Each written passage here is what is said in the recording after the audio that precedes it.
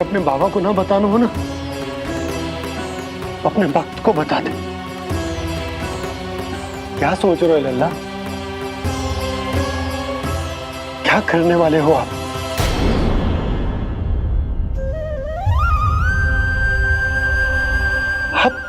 आप इतने दुखी क्यों हो? खाना खाना क्या होगा? क्योंकि मुझे आभास हो गया है बाबा, समय आने वाला है। कौन सा समय आने वाला है लल्ला? शीघ्र ही सब कुछ बदलने वाला है। भैया को मेरा सत्य पता चल जाएगा बाबा।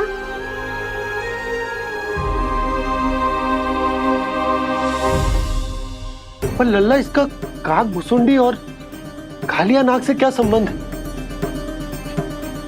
ऐसा क्या हुआ था और क्या होने वाला है?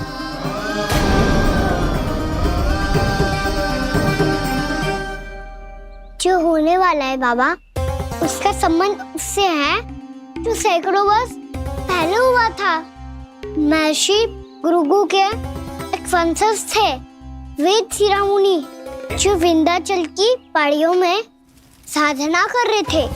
तभी वहाँ अश्वशिरा नाम के एक दूसरे मुनि आमंत्रण के बिना ही आ गए।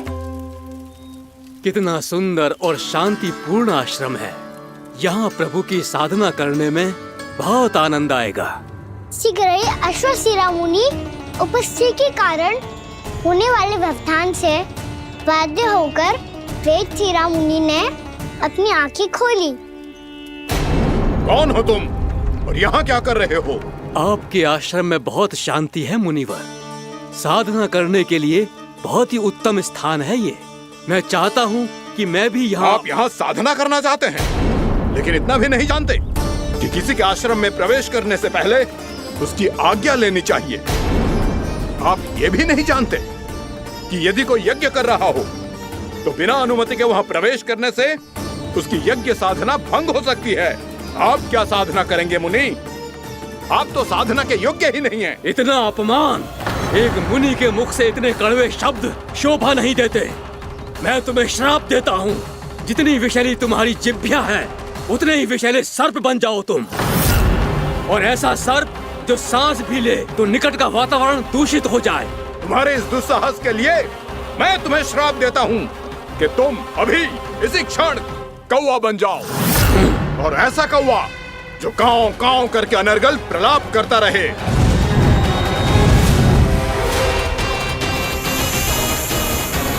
ये मैंने क्या किया? ये मैंने क्या किया? क्रोध के कारण दोनों ने एक दूसरे को श्राप दे दिया। पर दोनों ही मेरे भक्त हैं, और भगवान होकर मैं अपने भक्तों को इतनी कठिनाई में कैसे देख सकता था। इसीलिए जिस संकट में उन दोनों ने अपने आप को फंसा लिया था, उसका समाधान करने में मैं उनके पास गया। देखिए ना प्रभु, ये क्या हो गया हमसे? हमारी रक्षा कीजिए प्रभु, मार्ग दिखाइए हमें। क्रोध पर नियंत्रण ना होने के कारण आप दोनों ने एक दूसरे को बहुत ही भीषण संकट में डाल दिया है। अब दोनों ही तपस्वी, तप के बल से दिए गए आपके श्राप को लौटाना भी संभव नहीं है। प्रभु, कोई तो उपाय होगा, हम आपके शरण में हैं प्रभु। अपराध तो हमसे हुआ है प्रभु, पर अब आपसे ही आशा है। कुछ ऐसा कीजिए भक्त वत्सल, जिससे हम दोनों के श्राप का प्रभाव कुछ कम हो जाए। आप दोनों ही मेरे भक्त हैं, इसलिए आपकी पीड़ा का निवारण करने का एक उपाय है मेरे पास। वेद शिरोमणि, जब आप कालिया नाग बनेंगे तो आपको मेरे चरणों को अपने शीश पर धारण करने का सौभाग्य मिलेगा। और अश्व शिरोमणि, आप काग योनि होने के बाद भी आप श्रेष्ठतम ज्ञान और सर्वाधिक यौगिक सिद्धियों के स्वामी होंगे और प्रवचन दिया करेंगे। इसके बाद अश्वशिरा मुनि काक भुसुंडी बन गए, जिन्होंने आगे चलकर स्वयं गरुड़ देव को ब्राह्मण सुराई और मुनि वेदसिरा महर्षि कश्यप और देवी कत्रियों के पुत्र कालियानाग बनकर जल में। और अब वही कालियानाग जमुना जी में, जिनके कारण जानकी के प्राण लगभग चले ही गए थे। अब कालियानाग को उचित स्थान पर भेजने का समय आ गया है बाबा। पर ये तो अच्छी बात है कान्हा, वेदसिरा मुनि को दिया हुआ तुम्हारा वचन भी पूरा हो जाएगा, जमुना जी की शुद्धि भी हो जाएगी। इस सब के बाद भी तुम दुखी क्यों हो? क्योंकि इसके बाद मैया के सामने मेरा रहस्य खुल जाएगा बाबा। उन्हें पता चल जाएगा कि उनका बालक कोई साधारण बालक ना है। भविष्य में जो होने वाला है उसे सबके सामने घटने से रोकना मेरे लिए भी संभव ना होगा। मैया को सब पता चल जाएगा। क्या पता चल जाएगा रे मुझे?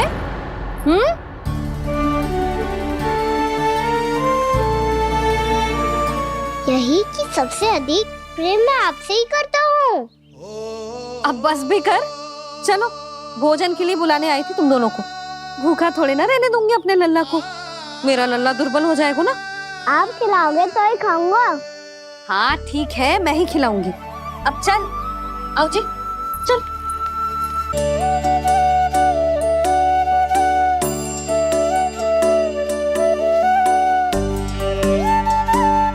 मैया खेलो ना मेरे साथ। मैया सुनो ना,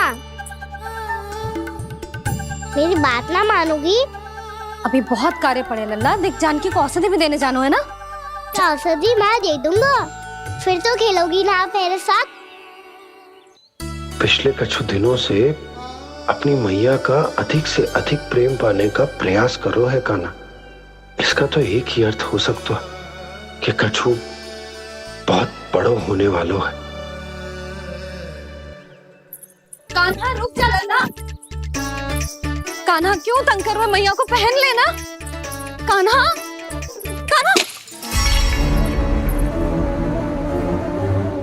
ये क्या करो तूने?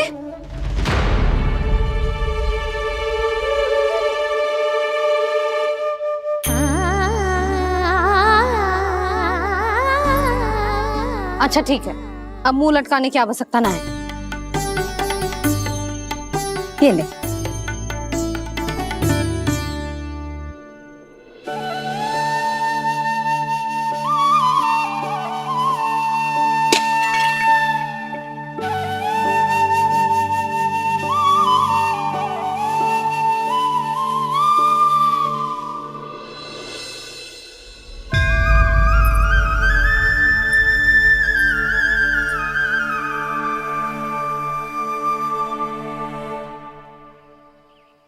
तंग करे मैया को खिजाए, खेले रूठे मनाए।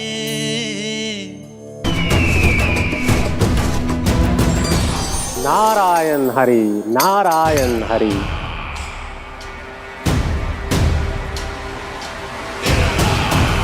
प्रणाम देवर्षि।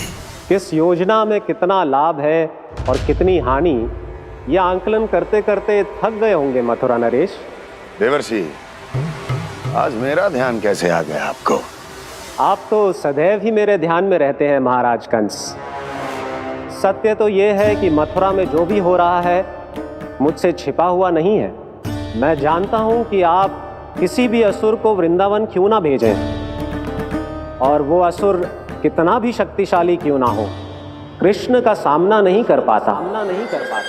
या तो पराजय स्वीकार करके आपके पास लौट आता है, या तो फिर वीर गति को प्राप्त हो जाता है।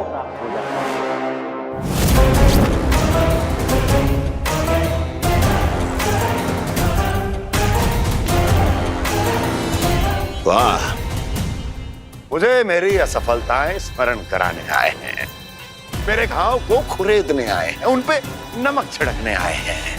मित्र को शत्रु समझने की भूल मत कीजिए महाराज कंस। मैं तो आपकी सहायता करने आया हूं। हाँ, और मेरी सहायता। कृष्ण विष्णु अवतार है, आप विष्णु के भक्त हैं। मैं हूं विष्णु द्रोही, फिर भी तो आपके आराध्य को हानि पहुंचाना चाहता है, उसकी सहायता करना चाहते हैं आप।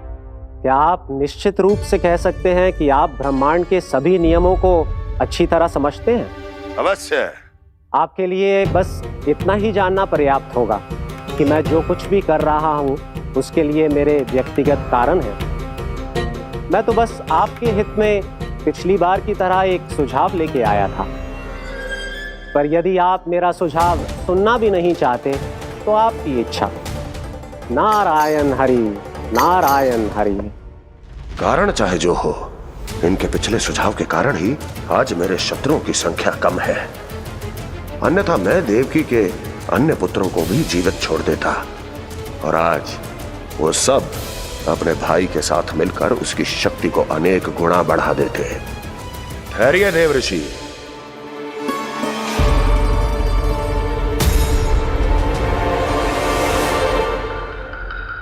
बताइए, क्या सुझाव है आपके पास? मेरे सुझाव का नाम है कालिया नाग।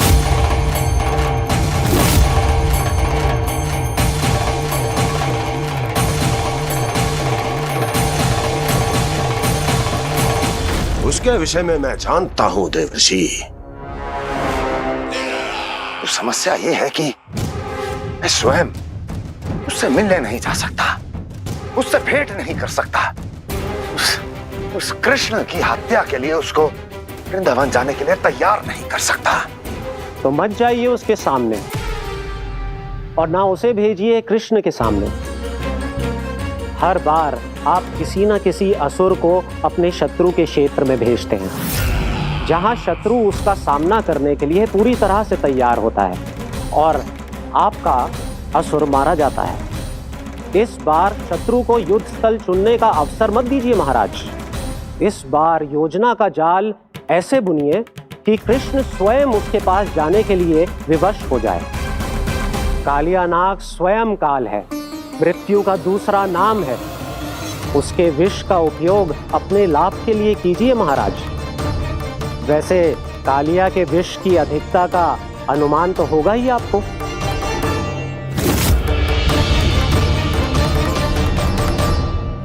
एक बार जो उसके क्षेत्र में पहुंच गया, फिर उसके विष से बचना असंभव है। उचित सुझाव है देवर्षि, उचित सुझाव है। देवर्षि, उस छलिया विष्णु की भक्ति करते करते आप भी उसके रंग ढंग सीख गए हैं। उचित है, उचित है।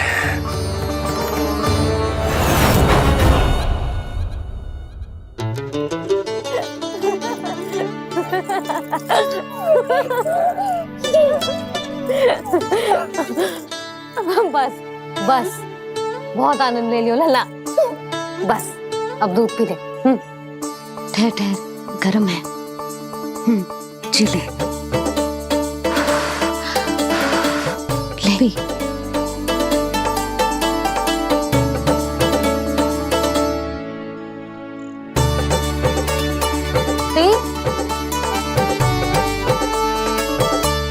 मैं ना होती तो ना जाने क्या होता तेरा। अपने आप दूध भी ना पी सकते है, भावला कहीं का। आपकी इस प्रेम के लिए तो मैं धरती पे आया हूँ मैया। मैं भी यही सोच रहा हूँ यशोदा, कि तुम ना होती तो मेरा क्या होता। इसी बात पे थोड़ा दूध और कजू खाने को दे दो। अरे मैं तो भूल ही गई। तनिक ठहर जाओ जी, जे दूध पी लेना तो आपके लिए भी कछु ले आती।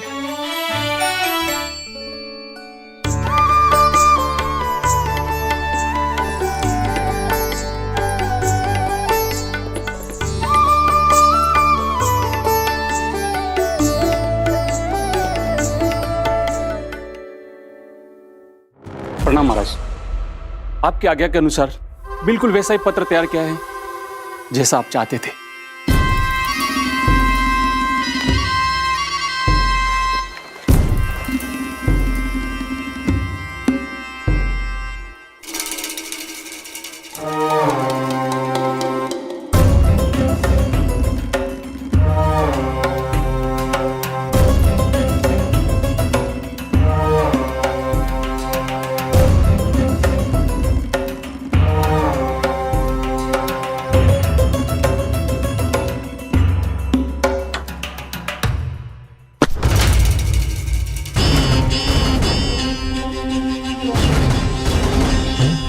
कृष्ण जन्म से लेकर आज तक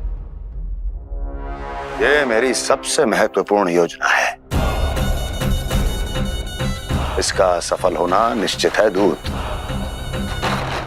किंतु केवल वही करना जैसा मैंने कहा है। जाओ।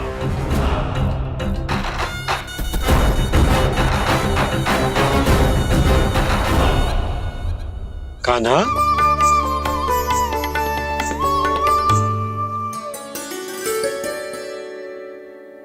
क्या होगा?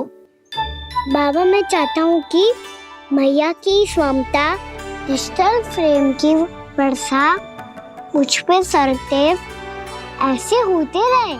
वो तो होती रहेगी लल्ला। अपने लल्ला के लिए किसी मैया का प्रेम कभी कम हो सकता है भला?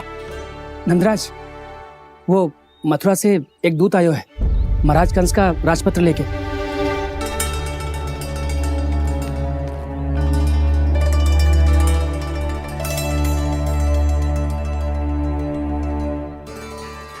कान्हा अब क्या करने वाला है?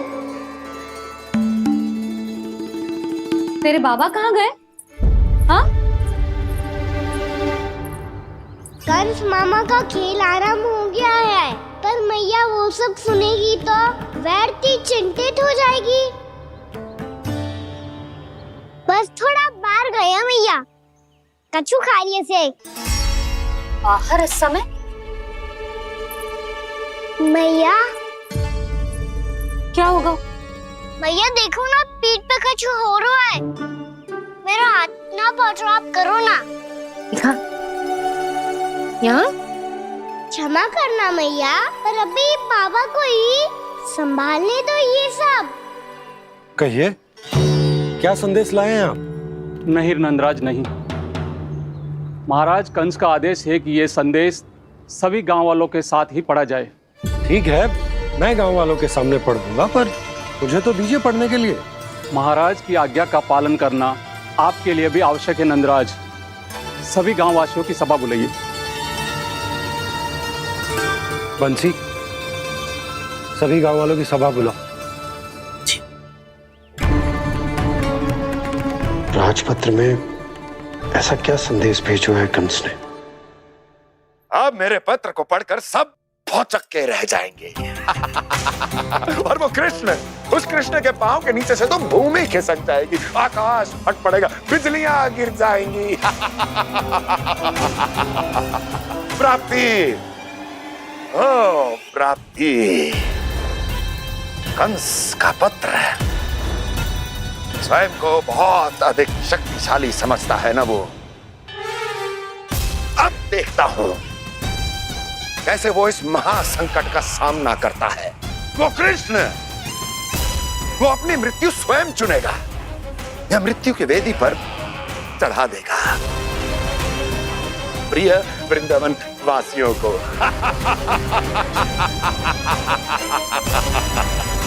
अब आएगा आनंद प्राप्ति, अब आएगा आनंद। सबको इकट्ठा करवा के ही पढ़वाएगो। अवश्य ही कोई विशेष संदेश दिया होगा कंस ने।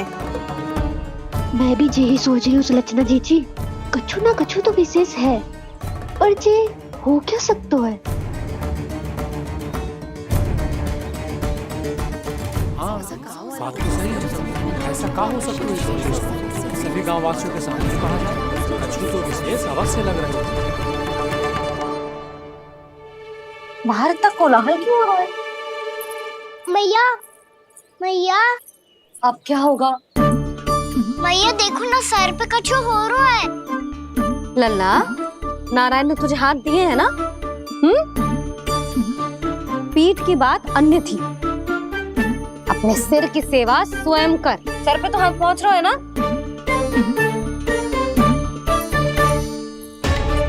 मैया सुनो ना, मैया देखो ना, तीव्र कर कछु हो रहा है। मैया देखो ना, तीव्र कछु हो रहा है।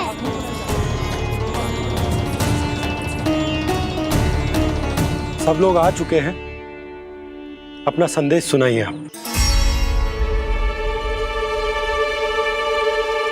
गोपराज नंद और सभी वृंदावन वासियों को सूचित किया जाता है कि मथुरा अधिपति और आप सभी के महाराज कंस ने कल सुबह भव्य पूजा का आयोजन किया है। इसके लिए राज्य को वृंदावन के क्षेत्र के निकट यमुना नदी के मध्य में खिलने वाले 1 कोटि कमल के पुष्पों की आवश्यकता है। इसीलिए आप सभी को यह आदेश दिया जाता है कि ये सभी कमल के पुष्प प्रथम पहर से पहले राजसभा में पहुंचा दिए जाए। इतने सारे वो भी प्रथम पहर से पहले कैसे हो सकते हैं? यदि आप ऐसा करने में असफल रहे तो इसे राज आज्ञा का उल्लंघन माना जाएगा और राजद्रोह के आरोप में आप सभी को कड़े से कड़ा दंड दिया जाएगा। स्मरण रहे, यदि कल की पूजा में इन 1 कोटि कमल के पुष्पों का ना पहुंचने के कारण कोई व्यवधान आया तो समस्त वृंदावन वासियों को दोषी माना जाएगा और पूरे गांव को निवासियों सहित धूल में मिला दिया जाएगा। कल प्रथम पहर तक का ही समय है आप सबके पास।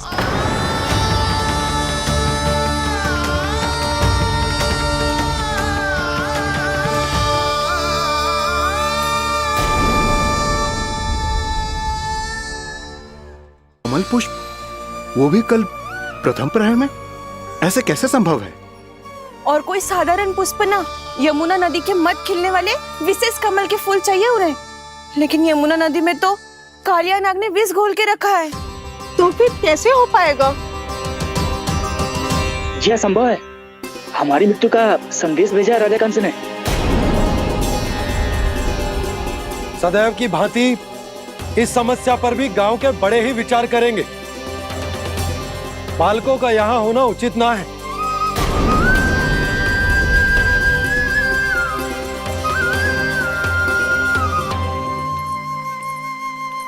लल्ला ले, जगेंद्र ले, जा अपने सखाओं के साथ खेल। सुबह उज्जवल, मधुमंगल वसंता, देखो मैया ने क्या दिया है। चलो खेले, बहुत आनंद आएगा आज।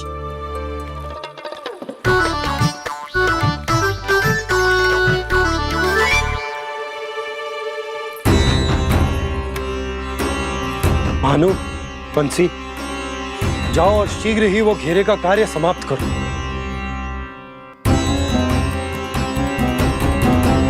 पर कछु ना कछु तो करना पड़ेगा ना। पर हम कर ही क्या सकते हैं? पुष्प लाने को और कोई उपाय है भी तो ना। मैं चला जाऊंगा जमुना जी में। वैसे भी मेरे जीवन के कितने दिन शेष बचे हैं। गांव के लिए, समाज के लिए कुछ करके मरूं, तभी तो शांति मिलेगी। ना काका, यदि आप उस विषैले जल में छलांग लगा भी दोगे, किंतु 1 कोटि कमल पुष्प एकत्रित कर पाना आपके लिए संभव ना है। इससे अच्छा है कि मैं चला जाऊं। यदि मैं मर भी गया तो मेरे पीछे रोने वाला कोई ना है। किसी को कहीं जाने की आवश्यकता ना है। गोप नरेश होने के नाते ये मेरा कर्तव्य है कि मैं आप सबकी रक्षा करूं। नंदराज, आपको जाना है तो जाओ। हरिया, काका, भैया सब चले जाओ। लेकिन आपको पता है वहाँ का जल कितना विषैला है। आप लोग एक क्षण भी जीवित नहीं रह पाओगे। फिर कैसे इकट्ठा करेंगे 1 कोटि कमल पुष्प? आप बात तो सही कह रही हैं शांति। उस दुष्ट कंस ने ऐसी मांग रख के हम सबको फंसा दिया। हम में से कोई भी क्यों न चला जाए और इस संकट का समाधान ना निकले को। कान्हा, बताना कौन सा खेल खेलें? गेंद पकड़ खेलते हैं। पर एक बात सुन लो सब, कोई भी तीव्र गति से ना फेंकेगा गेंद को। भैया ने फ्रेम बनाई है मेरे लिए। सब तैयार हो?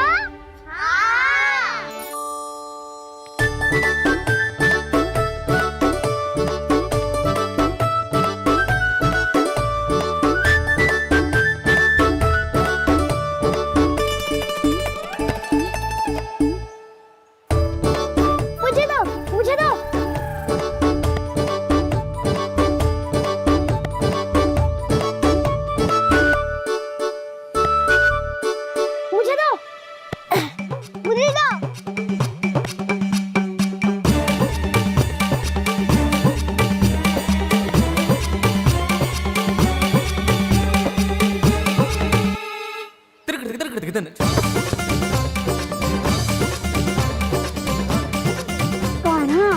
इतनी धीरे से फेंकेगो तो कैसे आनंद आएगो?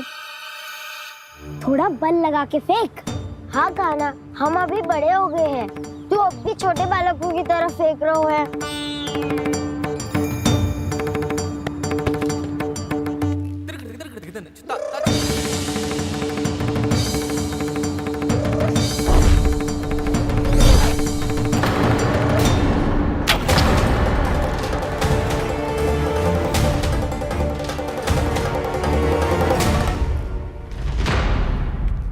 दीदी जी क्या करो कान्हा, गेंद तो डूब गई।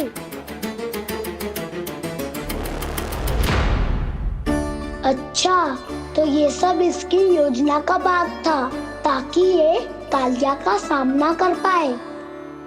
तुम सबने तो कही थी तीव्र गति से फेंको, देखो फिकवा दी ना मेरी गेम मुझसे नदी में। अब मुझे जाके लानी पड़ेगी। रुक जा कान्हा, रुक जा कान्हा। जी क्या बोल रहे हो कान्हा?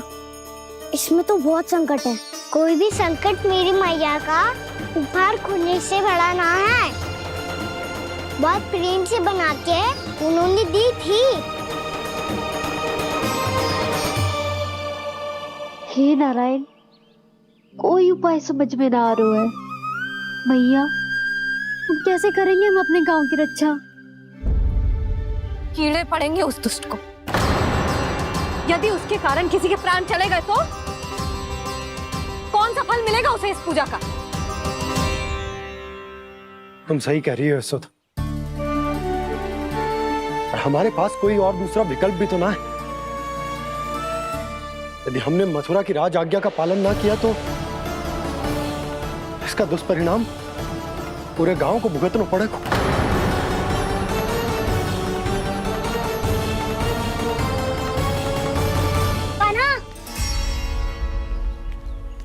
तुम्हें पता है कि तू भगवान है, दिव्य है, बहुत शक्ति है तुझमें, पर फिर भी हम तुझे विषैले जल में ना जाने दे सकते। कुछ होगा तो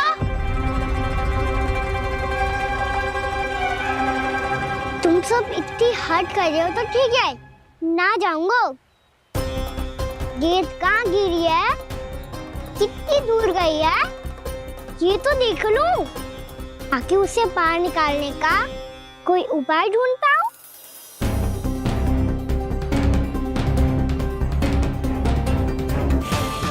हाँ।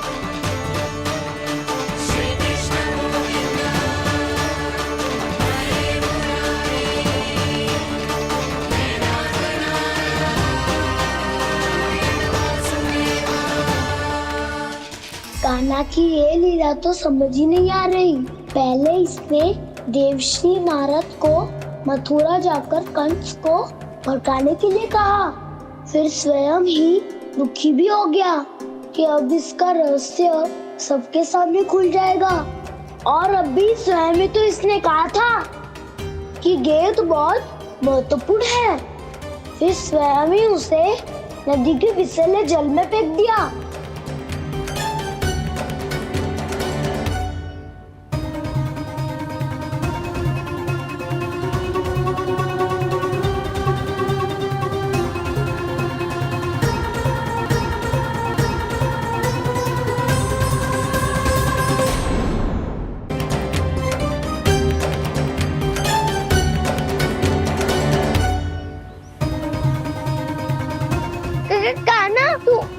ऊपर क्यों चढ़ रहा है?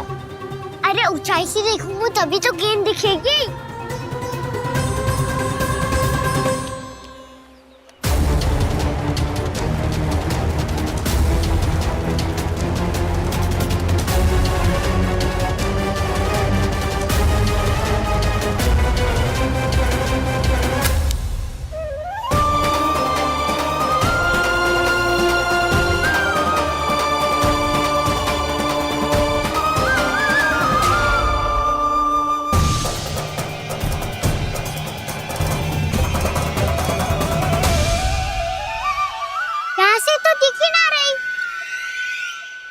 वहीं से फेंकी थी ना? ना वहाँ से फेंकी थी। कहाँ से? नहीं कहना वहाँ से। समझ ना आ रहा, ठीक बताना कहाँ से फेंकी थी?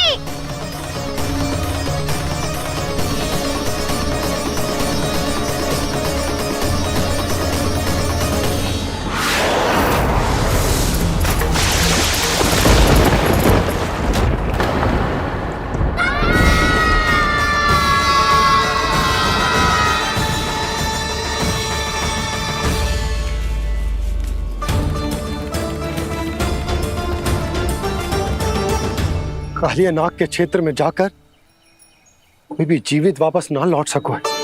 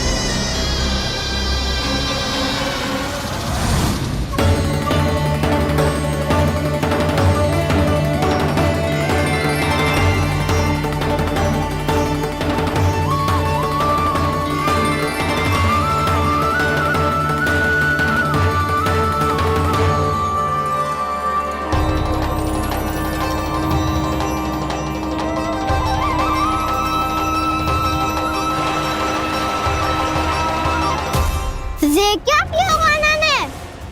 कालिया नाग तो उसे देखते ही निकल जाएगा।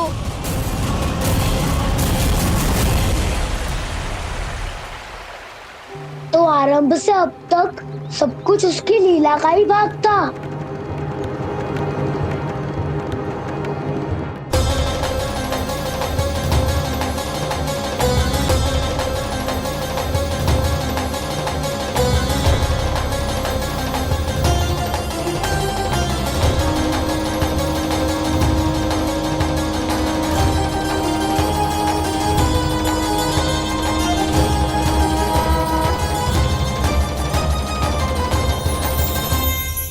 इतना सुंदर रूप, मन मोहने वाली मुस्कान, अद्भुत तेज और भगवान जैसी दिव्यता। कौन हो तुम? हाँ, तुम्हें देखकर तो हम सब सम्मोहित ही हो गए।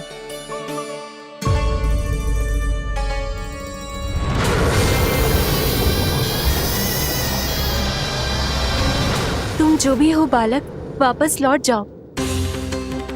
हमारा हृदय तुम्हें ही देखते रहना चाहता है, किंतु यदि हमारे पति जाग गए तो तुम्हें अवश्य हानि पहुंचाएंगे। ये बहुत विषैले है बालक, कालकोट जैसे भयानक। इनके विष से तुम नहीं बच सकोगे। नंदराज, कालिया नाग के विष का प्रभाव बढ़ते ही जा रहा है। पहले 8 कोस तक उसके विष का प्रभाव था, अब तो 1 योजन से अधिक क्षेत्रों में फैलो है। जल पीने के प्रयास से अनेक पशु मारे गए हैं और नदी के निकट के वृक्ष और वनस्पति सब नष्ट होने लगे।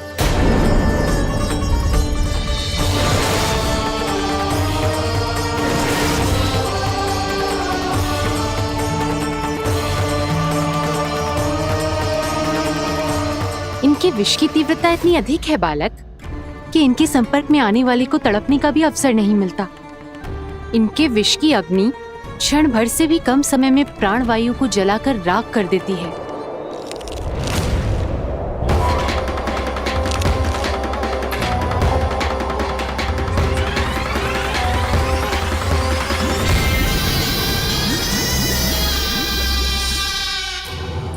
तब तो समस्या और भी गंभीर हो जाएगी। मैंने तो सुनो है कि कालिया नाग कम से कम 2 योजन लंबा है, सैकड़ों फन है उसके।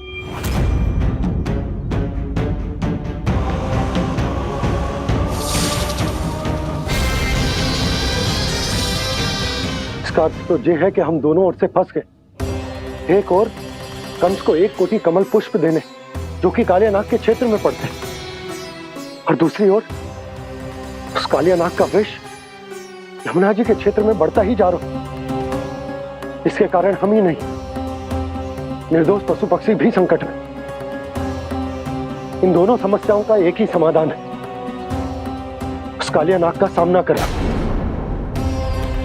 और ये ना समझ आ रहा कि हम ये करेंगे कैसे, क्योंकि ये बात साधारण मनुष्य के बस की ना है। हमारे लिए ये असंभव है।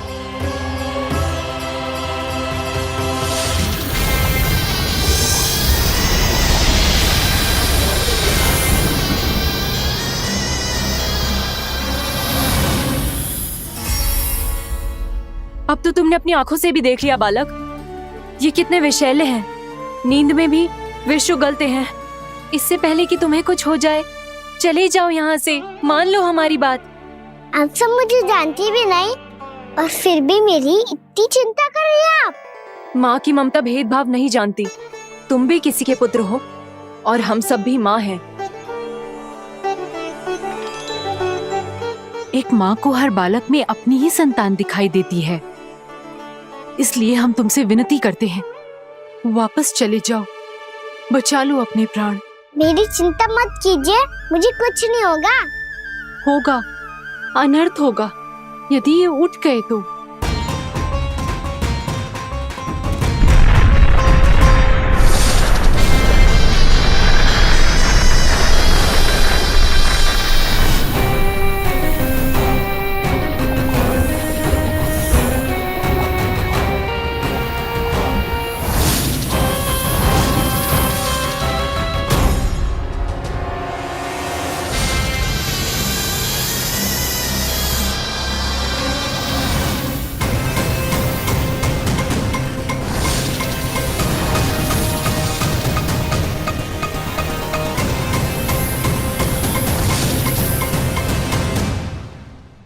सामने होते हुए भी अपने इश्क को केवल वही देख सकता है जो अपना अभिमान त्याग चुका हो।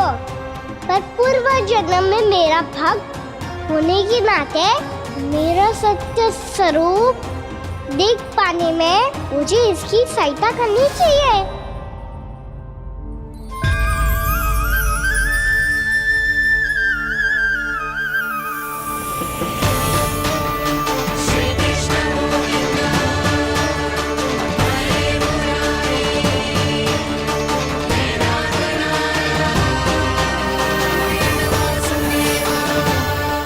देखो हमारा छोटा सा कान्हा कैसे डट के खड़ा हुआ है।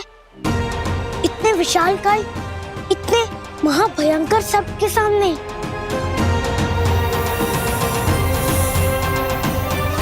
ये कोई भगवान नहीं है जो इसके सामने हाथ जोड़ रही हो तुम सब।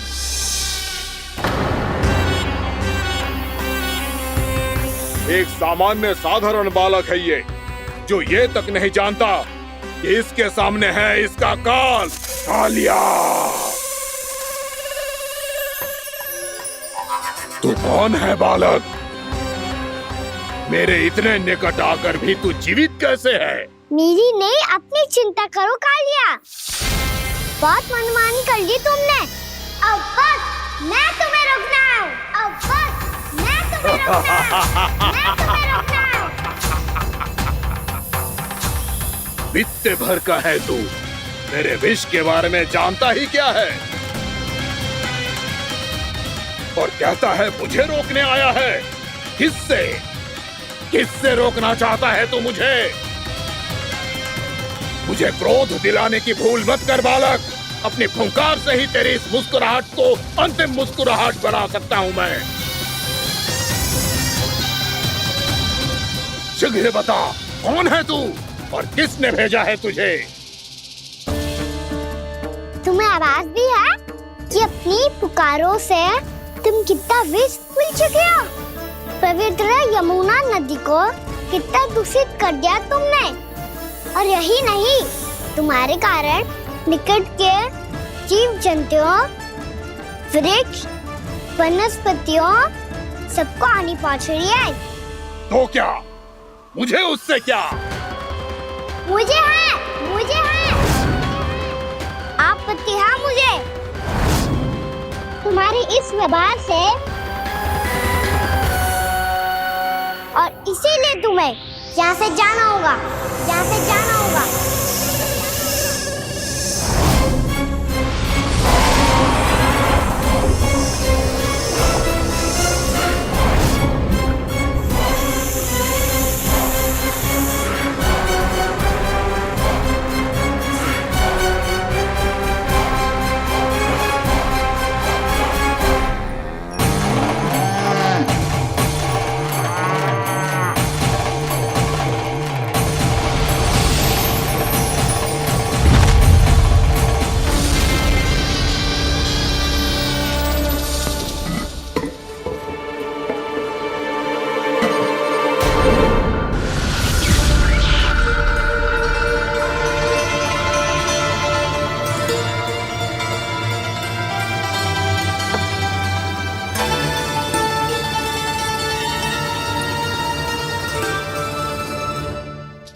मुझे आदेश देने का साहस भी कैसे किया तूने? इस क्षेत्र को मैंने अपना राज्य बनाया है, मेरा परिवार रहता है यहाँ, और तू मुझे यहाँ से जाने के लिए कह रहा है? हाँ, क्योंकि तुम्हारे यहाँ रहने के कारण अन्य जीवों को हानि हो रही है और मैं ऐसा नहीं होने दे सकता। मैं तो बस वही कर रहा हूँ जो एक सर्प का स्वभाव है। विष फैलाना स्वाभाविक है मेरे लिए, इसलिए मुझे चुनौती मत दे बालक। चुनौती तो मैं दे चुका हूँ कालिया। अब तो बस तुम्हें शिकार करनी है।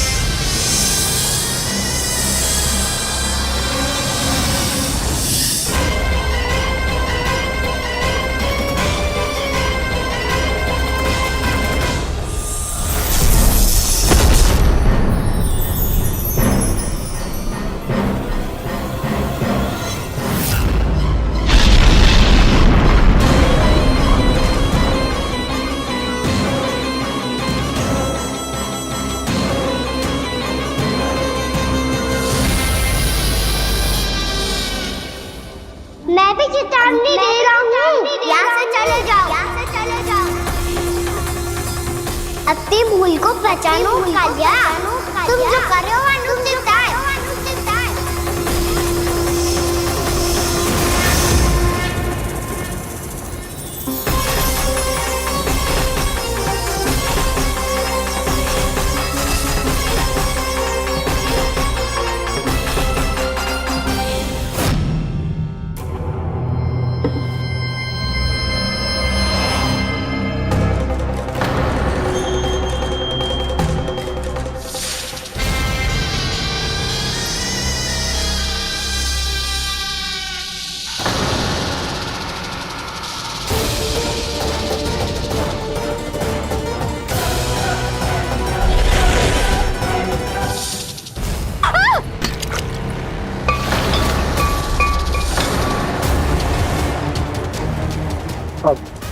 मैं आता हूँ। क्या हो गया सुधा? मुझे आवाज हो रहा है जी, कछु ना कछु गड़बड़ है। यशोदा, जो समस्या हमारे सामने है, हम सभी उसका समाधान खोजने में जुटे। तुम विश्वास करो, मैं कोई ना कोई समाधान अवश्य ढूंढ लूंगा। हम कैसे भी करके वो कमल के पुष्प उस कंस तक पहुंचा देंगे। नाना, समस्या उससे कहीं अधिक है, उससे कहीं अधिक बड़ी, उससे कहीं अधिक भयानक है।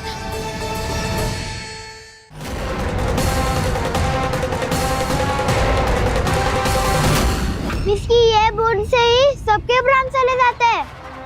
इसने तो विस्की धारियां फेंकी है खाना पे। कान्हा कैसे बच्चे को अधिक विष से? इसका विष तो क्या, ये सर स्वयं भी छू तक नहीं पाएगा हमारे कान्हा को।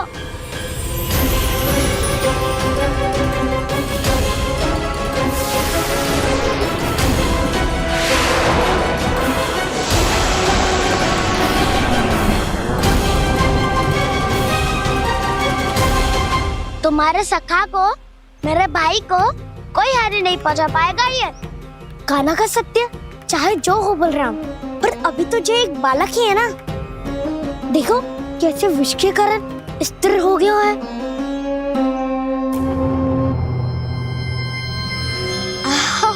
हाउ सर्फ ने कितनी आसानी से अपनी पूंछ से बांध लिया है। मुझे यहाँ से भगाना चाहता था ना तू? अब मैं तुझे दिखाऊंगा अपना सामर्थ्य। ये मूर्ख किसे बांधना चाहता है अपनी पूंछ में? उन्हें जिनका विस्तार सारे ब्रह्मांड में है, या उन्हें जो स्वयं अनंत है? पर देवराज, प्रभु ऐसा करने ही क्यों दे रहे हैं कालिया को? आप सब भूल रहे हैं देवगण, कालिया पूर्व जन्म में प्रभु का बहुत बड़ा भक्त था। उसी भक्ति का फल मिल रहा है अब इसे।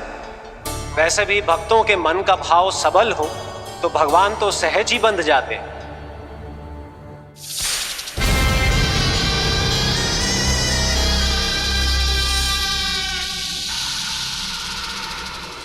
बलराम, तुमने ही तो कही थी कान्हा को कछु ना होगो। देखो उस दुष्ट ने चारों ओर से जकड़ लियो है।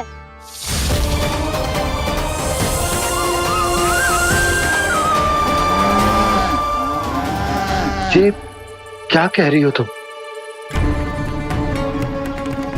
जसोदा जी, क्या हुआ? घबरा क्यों रही हो आप? सुलक्षणा, मुझे आभास हो रहा है कुछ बहुत बड़ी अनहोनी हो गई है। नंदराज, नंदराज, नंदराज!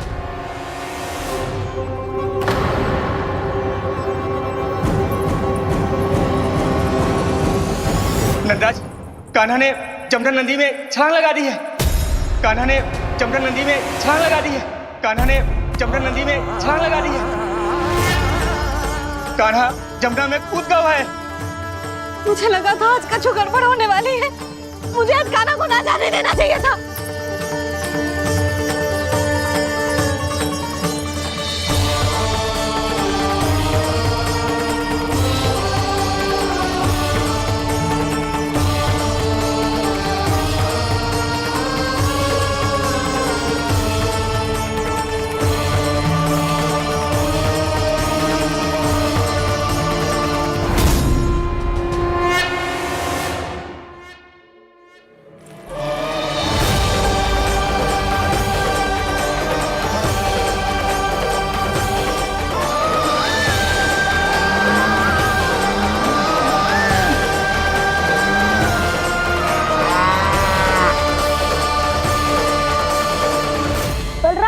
कछु करो ना।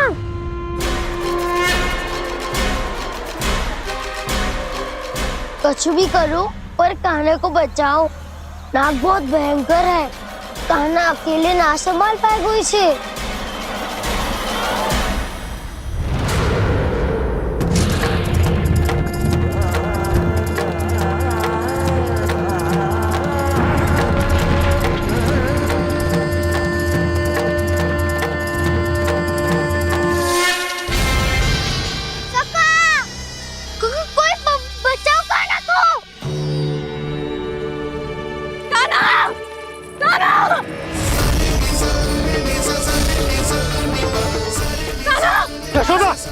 यशोदा रुको। छोड़ दो मुझे, प्लीज छोड़ दो मुझे। जीजी संभालो, बावली हो गई है। जीजी संभालो। कान्हा, कान्हा।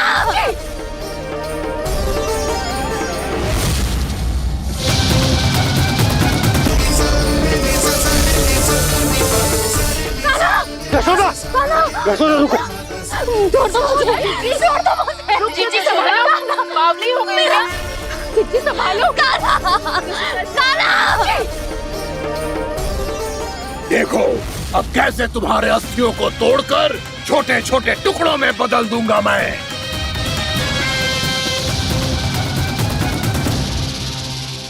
जी आप जाओगी तो आप भी फंस जाओगी।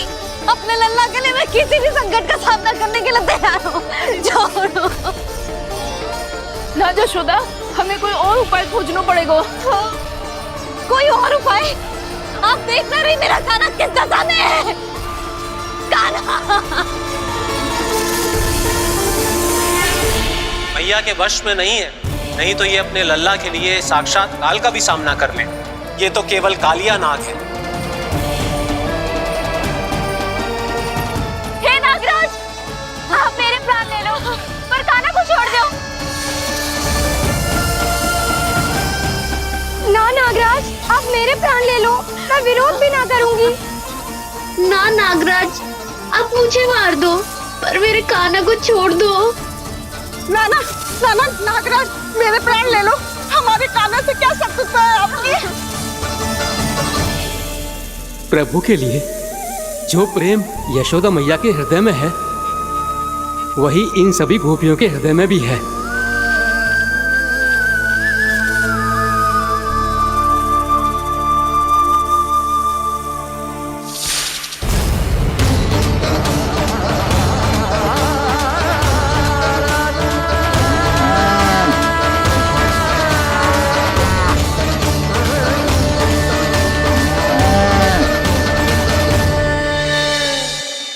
यशोदा, यशोदा, देखो इन गोपियों को, इन गैयाओं को, इन सब के मन में भी तुम्हारी भांति ही ममता भरी हुई। वो सब भी कान्हा से उतना ही प्रेम और स्नेह करती हैं, उतनी ही ममता से भरी हुई है जितनी कि तुम। तो तुम ही सोचो, जिसके साथ इतनी ममता और इतना स्नेह, इतना प्रेम, उसका कोई क्या कर सकता है? उस काले नाग का विष इस सब आशीर्वादों के सामने कछु न है। कछु करो जी। उसे बोलो वो मेरे प्राण में से मेरे कान्हा को छोड़ दे। यशोदा,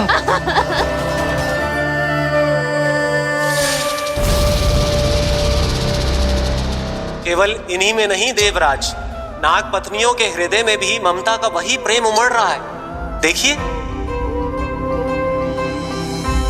मैं आपके हाथ जोड़ती हूँ स्वामी, इस बालक को छोड़ दीजिए। ये अवश्य ही कोई दिव्य आत्मा है स्वामी। हम आपसे विनती करते हैं स्वामी, इस नन्हे बालक को हानि मत पहुंचाइए स्वामी। मेरी पत्नियां मेरे ही शत्रु के लिए विनती कर रही हैं। अब यदि इसके पक्ष में एक शब्द भी कहा तुम सबने, तो मैं इस बालक से पहले तुम सबके प्राण ले लूंगा। हो रहा प्रसन्न नाग कालिया, विजय को निश्चित जान। रोते बिलखते व्याकुल सब, संकट में देख कान्हा के प्राण।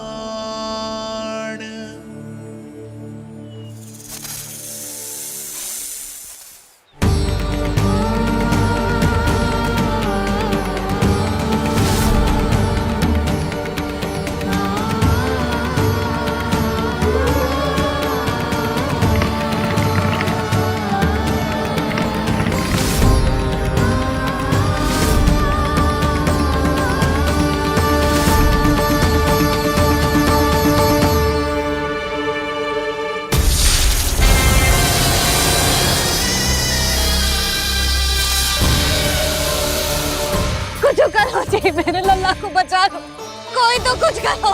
जीजी संभालो जीजी ना। यशोदा, यशोदा तुम शांत हो जाओ, मैं कान्हा को वापस लेकर आऊंगा, मैं रक्षा करूंगा उसकी। ना नंदराज, नंदराज नहीं, कम से कम आप तो समझो नंदराज, कालिया के पास आप जाओगे तो आप भी फंस जाओगे।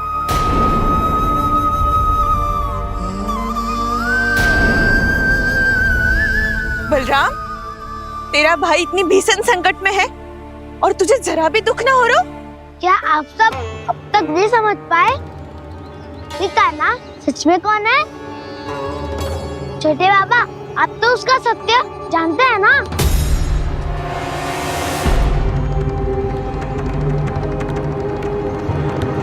मानता हूँ कि आप सब कान्हा के रहस्य के बारे में नहीं जानते, पर क्या उसके जन्म से आज तक घटी एक से बढ़कर एक विचित्र घटनाओं को भी भूल गए हैं आप सब?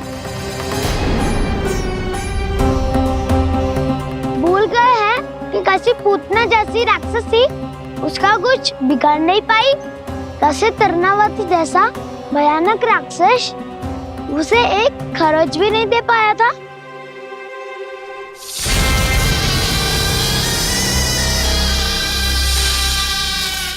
आप सबने अपनी आंखों से देखा था ना, बकासुर से कान्हा की रक्षा करने देवता स्वयं आए थे, पर सत्य तो ये है कि वो सभी देवता भी उस असुर के सामने असमर्थ हो गए थे।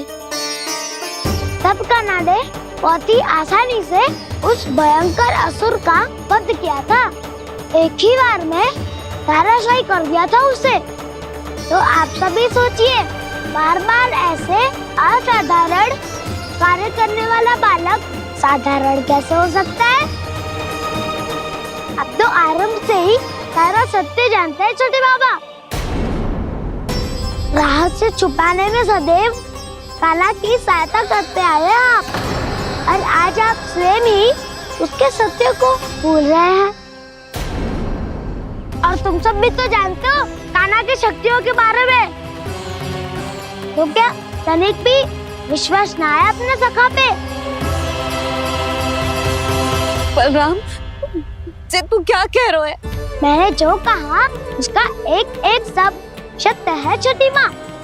यदि प्रभु की इच्छा हुई तभी कुछ ही क्षणों में सब कुछ अपनी आंखों से स्वयं अनुभव कर लेंगे आप।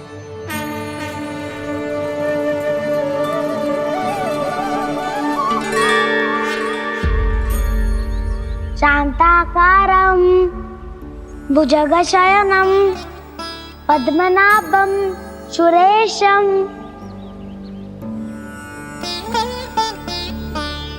विश्वाधारं गगनसदृशं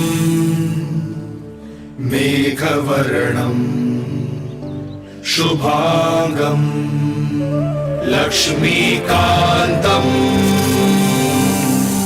कमलनयनं योगी वीरध्यानगम्यम्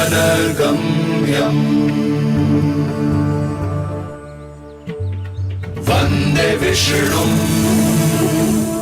भवभयहरं सर्वलोकैकनाथम्।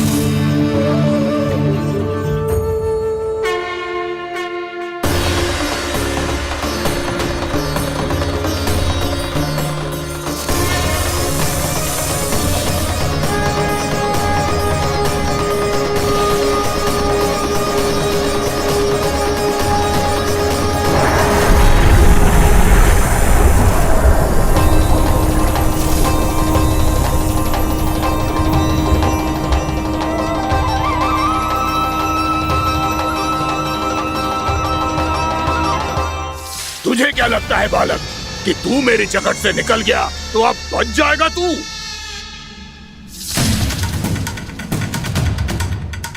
मेरे विष से अपनी प्राण रक्षा करने में सफल रहा, मेरी जगत से भी छूट गया, पर मेरे दंश से नहीं बच पाएगा।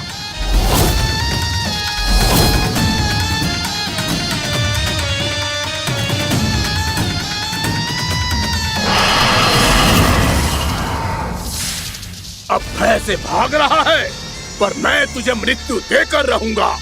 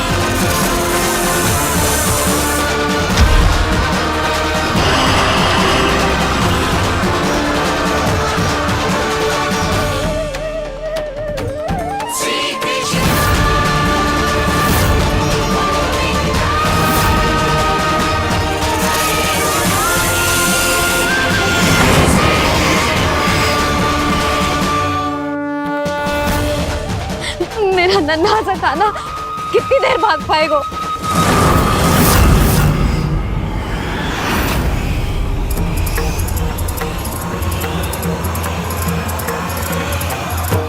और कितनी प्रतीक्षा करोगे मेरी भक्त कालिया? भक्त नहीं, काल हूं मैं तेरा। जब भयंकर का मुकुट बुद्धि को ढक लेता है तो भक्त अपने भगवान को भी नहीं पहचान पाता। व्यर्थ की पहेली में मत उलझा बालक। ना मैं भक्त हूँ और ना तू भगवान।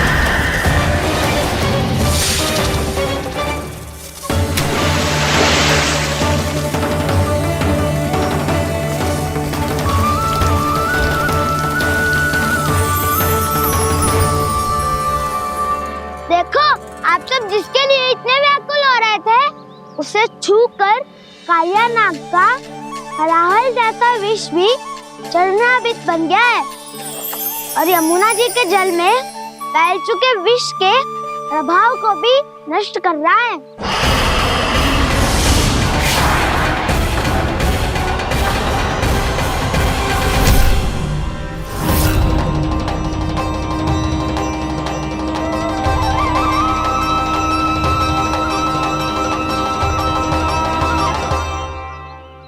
धर्म रक्षक अधर्म विनाशक प्रभु श्री कृष्ण का कौशल सचमुच अद्वितीय है। नारायण नारायण।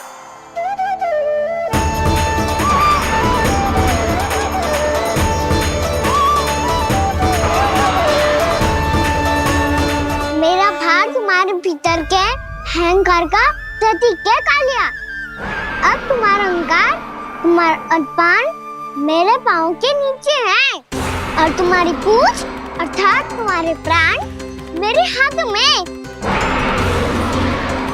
अब तुम क्या करोगे भक्त?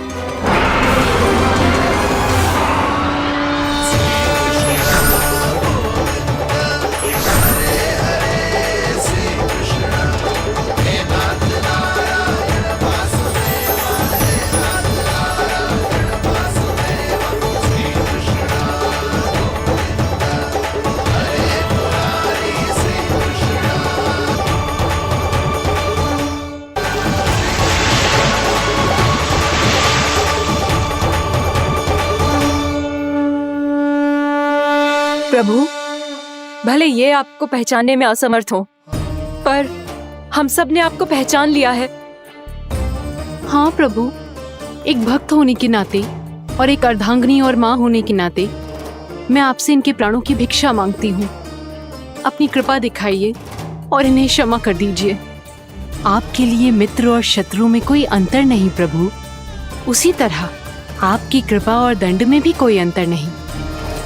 दोनों दया ही तो हैं, अकारण ही किसी को प्राप्त नहीं होती। हमें विश्वास है कि हमारे पति को मिला ये दंड कोई अभिशाप नहीं है, आपका वरदान है। ये सत्य है प्रभु कि इनसे बहुत से पाप हुए हैं। इनके विष से बहुत सारे जीव जंतु को हानि पहुंची है, पर अब आपके चरण इनके शीश पर पड़ गए हैं। ऐसी कृपा तो तो बड़ी बड़ी महान महात्माओं को भी दुर्लभ है, और इन्हें प्राप्त हुआ तो अवश्य ही ये किसी महान पुण्य का ही फल है। हे प्रभु, उन्हीं पुण्य कर्मों की शक्ति का आह्वान कर मैं आपसे विनती करती हूँ, इन्हें प्राणदान दीजिए। मैं अपने इस भक्त को क्षमा अवश्य करूंगी देवियों, यदि ये अपने अहंकार को त्याग कर मुझे पहचान ले तो।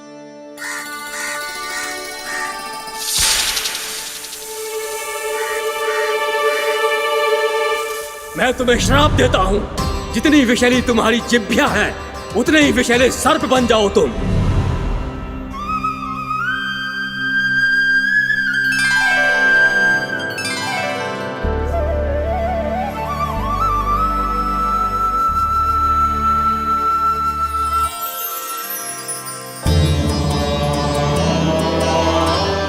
नारायण, मुझे क्षमा कीजिए नारायण। मैं तो आपका परम भक्त था, किंतु मैं आपको पहचान नहीं सका। इसका दंड तो मुझे मिलना ही था, किंतु मैं अब प्रायश्चित करना चाहता हूं। इसके लिए यदि आप मेरे प्राण भी ले लेंगे तो भी मुझे कोई दुख नहीं होगा। मैं अपना जीवन, मृत्यु और अपना अस्तित्व सब कुछ आपको समर्पित करता हूं।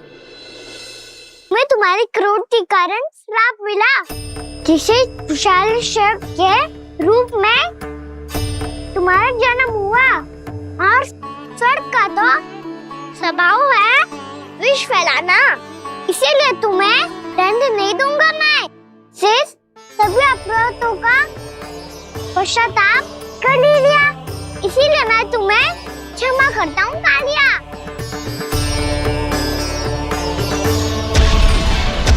पर तुम्हें यहाँ से दूर समुद्र के बीच जाकर रहना होगा, जहाँ किसी निर्दोष का जीवन तुम्हारे विष से प्रभावित ना हो।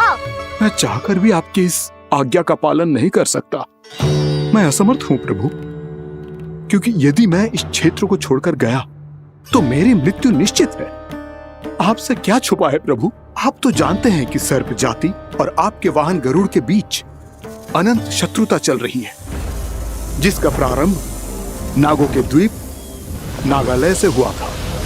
उस द्वीप पर छोटे जीवों को निगल जाने के लिए सर्प थे, और गरुड़ को सर्पों का स्वाद बहुत प्रिय था, इसलिए वो बार बार नागद्वीप जाने लगा था। पर इस कारण पूरी सर्प जाति उससे आतंकित हो गई थी, इसलिए जब भी गरुड़ वहाँ पहुँचता तो सभी सर्प छिपने लगते। जब गरुड़ को इसका आभास हुआ तो उसे बड़ा क्रोध आया और वो उत्तेजना में भरकर सर्पों का शिकार करने लगा। भूख ना होने पर भी उन्हें मारने लगा। अब सर्पों के प्राण हरना उसके लिए खेल बन गया था। इस भीषण समस्या का समाधान ढूंढने के लिए पूरी सर्प जाति महान सर्प वासुकी के सामने इकट्ठी हुई। हे महान वासुकी, हमारी सहायता कीजिए। नागद्वीप पर गरुड़ ने आतंक मचा दिया है। पहले तो वो हमें अपना भोजन बनाता था, लेकिन अब हम उसके खेल का साधन बन चुके हैं। भूख हो या ना हो, जब तब आकर वो हमारे प्राण हर लेता है। अनुचित हिंसा के इस प्रथा का आरंभ सर्पों ने ही किया है। पहले आप सबने पूरे द्वीप पर अधिकार कर लिया, फिर आहार के साथ साथ आनंद के लिए भी आप सभी ने निर्दोष जीवों की हत्या की। और जब सृष्टि का संतुलन बनाए रखने के लिए गरुड़ आपको अपना आहार बनाने आया, तो आप सब अपने प्राणों की रक्षा के लिए छिपने लगे। तो फिर गरुड़ का उत्तेजित होना तो स्वाभाविक ही था। नागनाथ, जो हमने अन्य जीवों के साथ किया वही अब हमारे साथ हो रहा है, परंतु ये भी तो सृष्टि के संतुलन के विरुद्ध ही है ना? अवश्य है, इसलिए मैं गरुड़ से चर्चा करूंगा। धन्यवाद प्रभु।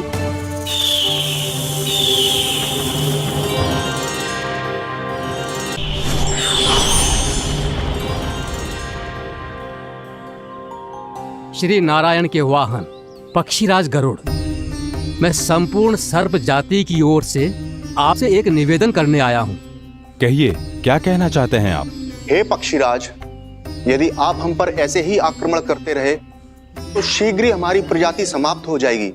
इसीलिए हमारी आपसे विनती है, यदि आप उचित समझें तो सर्पों के किसी एक घर से हम आपको एक सर्प प्रतिदिन अर्पित करेंगे। आप उसको आहार बनाइए और अन्य सर्पों को जीवित रहने का अधिकार दीजिए। मुझे स्वीकार है। तब से प्रतिदिन किसी एक घर से एक सर्प गरुड़ के भोजन के लिए भेजा जाने लगा।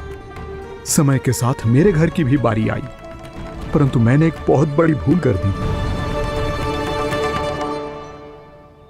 समय आ गया है स्वामी, आज गरुड़ के आहार के लिए इसे चुना गया है। कौन है यह गरुड़ और क्यों दूं मैं इसे कोई भेंट? स्वामी, सभी सर्प राज्यों और गरुड़ के बीच में यही समझौता हुआ है, हमें इसका सम्मान करना ही होगा। मैंने कोई समझौता नहीं किया, मैंने कोई वचन नहीं दिया और ना ही मैं किसी गरुड़ से भयभीत होता हूँ। यदि इस राज्य में किसी को सर्पों को अपना आहार बनाने का अधिकार है तो वो केवल मुझे है। अब से गरुड़ को दी जाने वाली हर भेंट मुझे दी जाएगी, महाविषधारी महान नागराज कालिया को। यह और कुछ नहीं, मेरा अभिमान था प्रभु, और यह मेरे इस जन्म की सबसे बड़ी भूल थी, क्योंकि फिर जब गरुड़ को इस बारे में पता चला तो। कालिया, अभिमान में आकर तूने अपने काल को ललकारा है। जिस कालिया के नाम में ही काल छिपा है, तू उसे ललकारने का दुस्साहस कर रहा है गरुड़। स्वयं को भगवान विष्णु का वाहन कहता है तो वाहन का ही कर्म कर। स्मरण रख, इस धरती के सर्वश्रेष्ठ योद्धाओं के लिए भी मैं मृत्यु का दूत हूँ। विनाश काले विपरीत बुद्धि। तो जैसे मूर्ख सदा इस युक्ति को सार्थक करते आए हैं, अपने विनाश को आमंत्रण किया है तो अब भोग।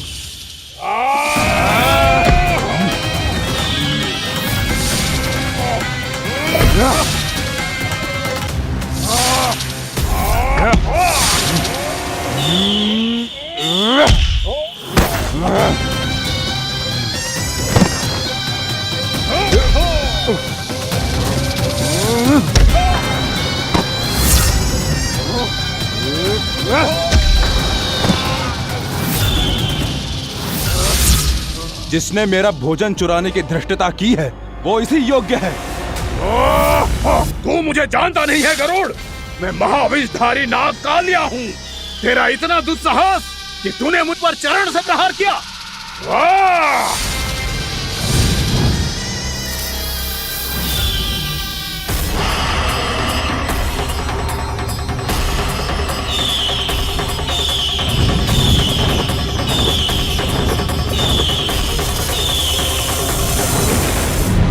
मैं अपने अभिमान में भूल गया था कि गरुड़ मुझसे कहीं अधिक शक्तिशाली है। इसलिए अपने प्राणों की रक्षा करने के लिए मैं एक स्थान से दूसरे स्थान भागने लगा। नदियां, पर्वत, यहां तक कि मैंने सागर भी लांघ डाला, पर मैं जहां भी जाता गरुड़ के रूप में मेरा काल वहीं आ जाता। इसीलिए मृत्यु की आशंका से भयभीत होकर मैं अपने बड़े भाई मां कद्रू के प्रथम पुत्र अनंत शेषनाग से राय लेने चला गया। भैया, मैं यहां आपसे आपकी सहायता लेने आया हूं। मेरी एक छोटी सी भूल के कारण यह गरुड़ मेरा पीछा कर रहा है, मुझे हर समय हर स्थान पे ढूंढते रहता है। यदि उसने मुझे ढूंढ लिया तो वो निश्चित ही मेरे प्राण ले लेगा। मुझे कोई ऐसा स्थान बताइए जहां मैं अपनी पत्नी और अपनी संतानों के साथ शांति से रह सकूं। तुम यमुना नदी के किनारे वृंदावन क्षेत्र में जाके वास करो कालिया। गरुड़ वहां प्रवेश नहीं कर सकता क्योंकि उसे ऋषि सोबरी का श्राप मिला हुआ है।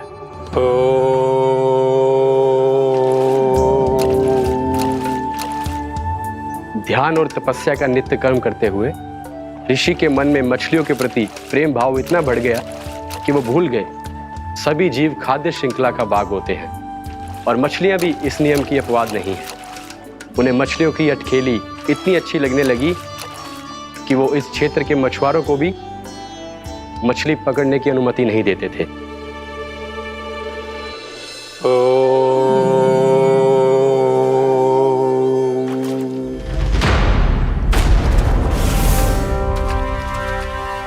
उस दिन वो उस पक्षी को नहीं रोक पाए, पर तब से सावधान रहने लगे।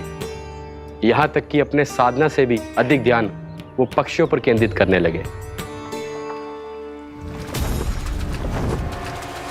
ठहरो। इसी क्षण अपनी चोंच में पकड़ी इस मछली को छोड़ दो। तुम्हें इन मछलियों का आहार नहीं करना चाहिए पक्षीराज। ये तो खाद्य श्रृंखला का नियम है ऋषिवर। यदि मैं इनका आहार नहीं करूंगा तो कोई और पक्षी कर लेगा। मैं अपने आनंद या प्रतिशोध के लिए इनके प्राण नहीं ले रहा। ये तो बस मेरा भोजन है। पर यह मेरा तपस्या स्थल है। तुम यहाँ शिकार करके मेरी साधना में विघ्न नहीं डाल सकते पक्षीराज। यदि आपकी यही इच्छा है तो मैं आज के बाद यहाँ नहीं आऊंगा।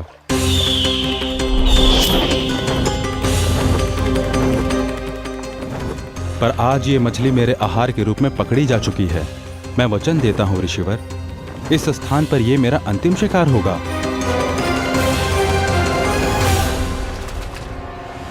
आज के बाद यदि तुमने वृंदावन की निकट उड़ान भी भरी तो तुम सैकड़ों टुकड़ों में फटकर मारे जाओगे पक्षीराज। ये मेरा श्राप है।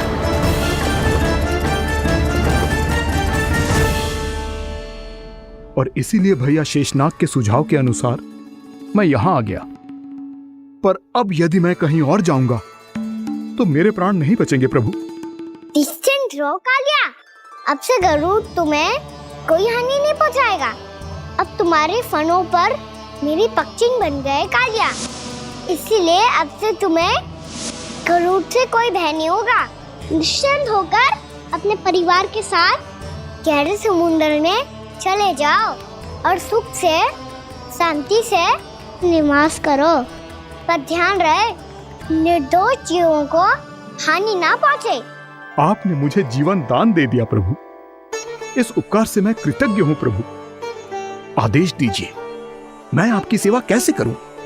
तुम्हारे जल क्षेत्र से 1 कोटि कमल पुष्पों को लेने की अनुमति दे दो कालिया। यह मेरी सेवा होगी। प्रभु, ये तो मेरा सौभाग्य होगा।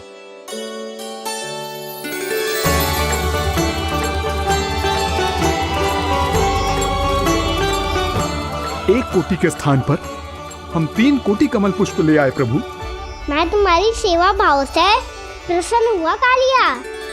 रमनाक द्वीप पर चले जाओ ताकि तुम्हारे कारण फिर कभी किसी निर्दोष जीव को हानि ना पहुंचे और न ही तुम्हारा विष मेरे प्रिय यमुना नदी के जल को दूषित कर पाए।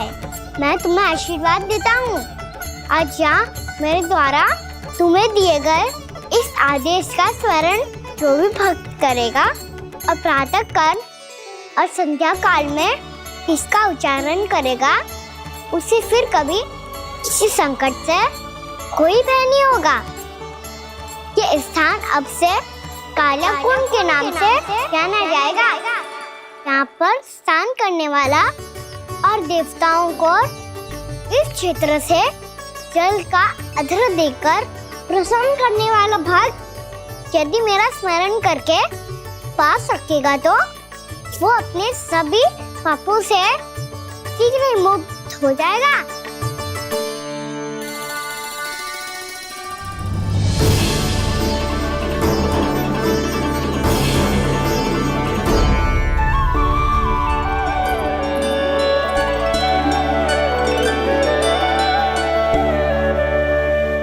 कौन है जी भगवान जिसने अभी अभी कालिया जैसे विशाल विस्तर का सामना किया?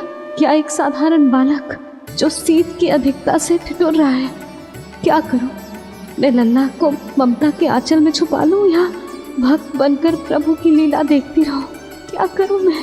कितना ठंडा था जल, बहुत सर्दी लग रही है। सर्दी से तड़पते हुए कैसे देखूं इसे? अभी जाके अपने पल्लू से सुखाती हूँ। हृदय से लगा के स्नेह की आंच दूंगी तो सर्दी पल भर में छूमंतर हो जाएगी।